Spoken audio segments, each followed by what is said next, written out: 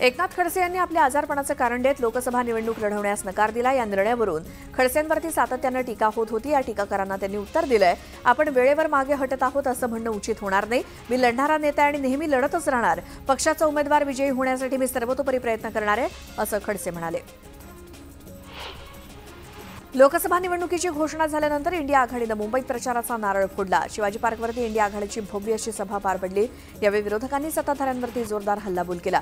India आघाडीतल्या 15 राजकीय पक्षांचे महत्त्वाचे नेते या सभेला उपस्थित होते। या सभेच्या आधी राहुल गांधींनी छत्रपती शिवाजी महाराजांना वंदन केलं। शिवाजी पार्कात दाखल होताच शिवसेना प्रमुख बाळासाहेब ठाकरे यांच्या स्मृतीस्थळावरती जाऊन राहुल गांधींनी अभिवादन केलं। एम.के. स्टॅलिन आणि फारुख अब्दुल्ला यांच्या भाषणानं भारत जोडो न्याय यात्रेच्या समारोप सभेला सुरुवात झाली।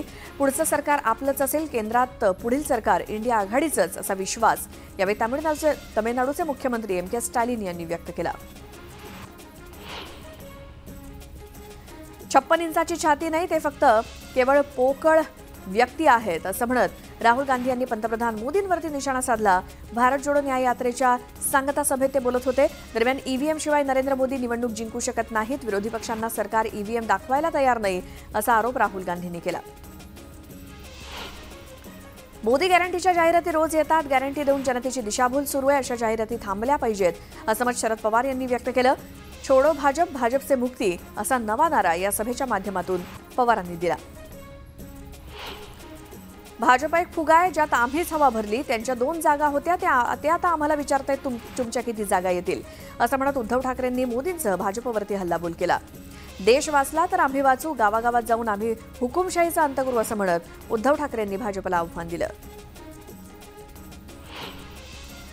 सोबत असो वा नसो आपण एकत्र लढलं पाहिजे असं आवाहन प्रकाश आंबेडकर यांनी इंडिया आघाडीच्या सभेतून सर्वपक्षीय नेत्यांना केलं।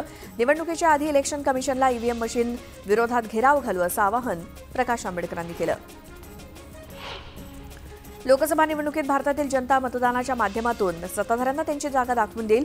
देशातील हुकुमशाही संपवण्यासाठी आम्ही एकत्रित आलोय अशा शब्दात झारखंडचे मुख्यमंत्री चंपई सोरेन यांनी सत्ताधाऱ्यांना टोला लगावला आणि इंडिया आघाडीच्या सभेत ते बोलत होते। जम्मू काश्मीरचे माजी मुख्यमंत्री फारुख अब्दुल्ला यांनी ईव्हीएमवरून भाजपवरती निशाणा साधला। 2024च्या निवडणुकीनंतर इंडिया आघाडीचं सरकार सत्तेवरती येईल आणि त्यानंतर ईव्हीएम मशीन बंद करून बॅलेट पेपरवरती मतदान घेतलं जाईल असं फारुख अब्दुल्ला म्हणाले। आम आदमी पक्षाचे मंत्री सौरभ भारद्वाज यांनी देखील यावेळी सभेला संबोधित केलं। यावेळी त्यांनी ईव्हीएम आणि इलेक्टोरल बॉन्डवरून सत्ताधाऱ्यांवर निशाणा साधला। आम्ही घाबरणारे नाही तर लढणारे लोक आहोत। आम्ही स्वतःसाठी नाही तर लोकांना न्याय मिळवून देण्यासाठी लढत आहोत। मोदींना नाही तर मोदींच्या विचारांना हटवण्यासाठी आणि हरवण्यासाठी आम्ही एकत्रित आलोय अशा शब्दात तेजस्वी यादव यांनी सत्ताधाऱ्यांवरती हल्लाबोल केला। इंडिया झुकेगा नाही, इंडिया रुकेगा नाही असं मेहबूबा मुफ्ती यांनी म्हटलं। 2014च्या निवडणुकीत 15 लाख अकाउंटमध्ये येणार सांगून भाजपनं मतं मागितली। 2019च्या निवडणुकीत पुलवामा शहीदांच्या नावानं मतं मागितली आणि काहीही केलं नाही असं म्हणत मेहबूबा मुफ्ती यांनी भाजपवरती जोरदार निशाणा साधला। उद्धव ठाकरेंनी भाजपवरती केलेल्या टीकेचा सत्ताधाऱ्यांनी समाचार घेतला। उद्धव ठाकरे काँग्रेसच्या मांडीला मांडी लावून बसले। शिवाजी पार्कातली ही सभा स्वर्गातून बाळासाहेब ठाकरे बघत असतील तर त्यांच्या डोळ्यात अश्रू आले असतील असं म्हणत राम कदम यांनी उद्धव ठाकरेंना टोला लगावला। उद्धव ठाकरेंनी काँग्रेसचे विचार स्वीकारलेले आहेत आणि त्यांना हिंदुत्वाचा विसर पडला अशा शब्दात प्रसाद लाड यांनी उद्धव ठाकरेंवरती घणाघात केला। भारत जोडो न्याय यात्रेच्या समारोप सभेच्या उपस्थितीवरून सत्ताधाऱ्यांनी उद्धव ठाकरेंवर टीका केली। आम्ही सर्व एका विचारानं एकत्र आलोय, लोकशाही टिकवण्यासाठी आम्ही प्रयत्न करत आहोत, त्यामुळे मुख्यमंत्र्यांनी आजच्या दिवसाला काळा दिवस म्हणू नये। ईडी चौकशी सुरू असणाऱ्या नेत्यांना जेव्हा तुम्ही पक्षामध्ये प्रवेश दिला तो खरा काळा दिवस अशा शब्दात वर्षा गायकवाड यांनी मुख्यमंत्री एकनाथ शिंदेंच्या टीकेला प्रत्युत्तर दिलं। सोमवारी राजकीय बॉम्ब पडणार असल्याचा गौप्यस्फोट खासदार प्रतापराव जाधव यांनी केला। ठाकरे गटामध्ये सर्वच असंतुष्ट आत्मे जमा झालेत, ते सर्वच शिवसेनेमध्ये प्रवेश करणार असल्याचा दावा प्रतापराव जाधव यांनी केलाय आणि लोकसभा निवडणुकीच्या आधी ठाकरे गट रिकामा झाला असं म्हणत त्यांनी संजय राऊतांवर देखील निशाणा साधला। आम्ही महाविकास आघाडीसोबत न जाण्याचा निर्णय 2022 साली घेतला, तो बदलणार नाही असं वक्तव्य राजू शेट्टींनी केलं आणि इथून पुढे स्वतंत्रपणे निवडणूक लढण्याचा निर्धार केला असून यात आम्ही बदल करणार नाही असंही ते म्हणाले। अमरावती जिल्ह्यातल्या अनेक भागात अवकाळी पावसानं हजेरी लावली आणि या पावसामुळे उन्हाळी हंगामातील तीळ, भुईमूग, काढणीला आलेला गहू या पिकांचं नुकसान होण्याची शक्यता आहे, त्यामुळे शेतकऱ्यांची चिंता वाढली आहे. गोंदिया जिल्ह्यामध्ये वादळी वाऱ्यासह अवकाळी पावसानं हजेरी लावली. हवामान विभागानं 4 ते 5 दिवस पावसाचा अंदाज वर्तवला होता. हवामान विभागाचा हा अंदाज खरा ठरलाय आणि या अवकाळी पावसामुळे गहू आणि फळबागांचं मोठं नुकसान झालंय, त्यामुळे शेतकरी हवालदिल झालेत.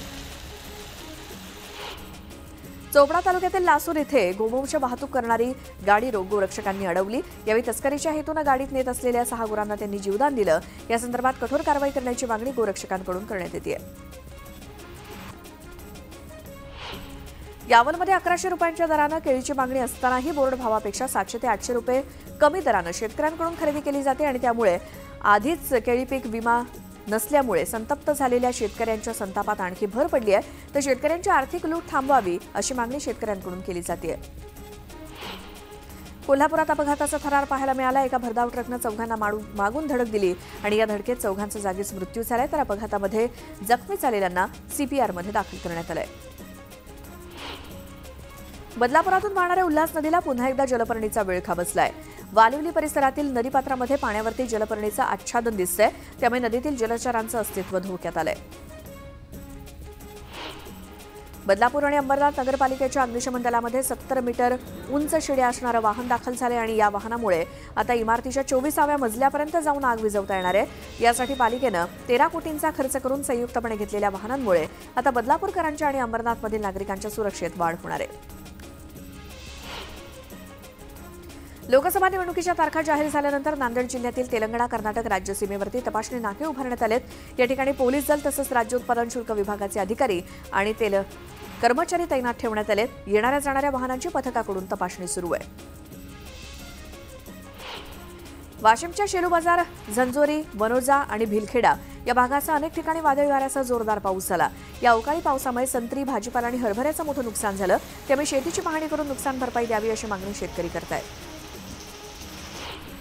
नांदेड जिल्ह्यामध्ये उन्हाची तीव्रता वाढतीये, त्यामुळे मातीच्या मडक्यांना मोठी मागणी वाढली आहे. मडक्यांच्या किमतीत 20% वाढ झाली असून सध्या 150 ते 200 रुपयांना मडक्यांची विक्री होतीये. नांदेड जिल्ह्यातील देगलूर शहरामध्ये स्मशानभूमीत विवाह सोहळा पार पडला.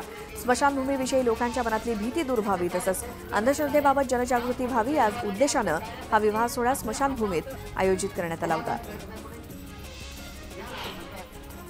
छत्रपती संभाजीनगरमध्ये राष्ट्रवादीच्या वतीनं जितेंद्र आव्हाड यांच्या विरोधात जोडेमारो आंदोलन करण्यात आलं. भारत जोडो न्याय यात्रेदरम्यान आव्हाड यांनी आंबेडकरी समाजाच्या भावना दुखावल्याचा आरोप करत हे आंदोलन केलं गेलं. पुण्यामध्ये कोयता गँग आणि तोडफोडीच्या घटनेत अल्पवयीन मुलांचा समावेश वाढतोय. दरम्यान बालगुन्हेगारीला आळा घालण्यासाठी पुणे पोलीस आयुक्तांनी संबंधित मुलांच्या पालकांवरती गुन्हे दाखल करण्याचे निर्देश दिलेत. इंदापूर गोळीबार प्रकरणामध्ये 11 आरोपी निष्पन्न झाले असून पुणे ग्रामीण पोलीस लवकरच त्यांना अटक करणार असल्याची माहिती पोलीस अधीक्षक पंकज देशमुख यांनी दिली. हे सर्व आरोपी रेकॉर्डवरचे गुन्हेगार असून ते आळंदी नजीकच्या चरहोली परिसरातले आहेत. लासलगाव शहराच्या मुख्य बाजारपेठेतील दुकानाला भीषण आग लागल्याची घटना घडली आणि या आगीत अनेक दुकानं जळून खाक झाली आहेत. आगीचं कारण अद्याप अस्पष्ट असून आगीमध्ये दुकानांचं मोठं नुकसान झालंय. भुसावळ बाजारपेठ पोलिसांनी चोरीला गेलेल्या 12 दुचाकी जप्त केल्या आहेत. बुलढाणा जिल्ह्यातील जळगाव, जामोद आणि संग्रामपूर येथील 3 संशयितांना ताब्यात घेत पोलिसांनी 4,65,000चा मुद्देमाल हस्तगत केला. लातूर शहरात कोयता गँगनं दहशत माजवली. लातूर बार्शी रोडवरून पुण्याकडे जाणाऱ्या खासगी ट्रॅव्हल्सवरती कोयता गँगनं हल्ला केला. या हल्ल्यात ट्रॅव्हल्सचं मोठ्या प्रमाणात नुकसान झालं. अचानक हल्ला करण्यात आल्यामुळे परिसरात दहशतीचं वातावरण आहे. आणि आता एक सविस्तर बातमी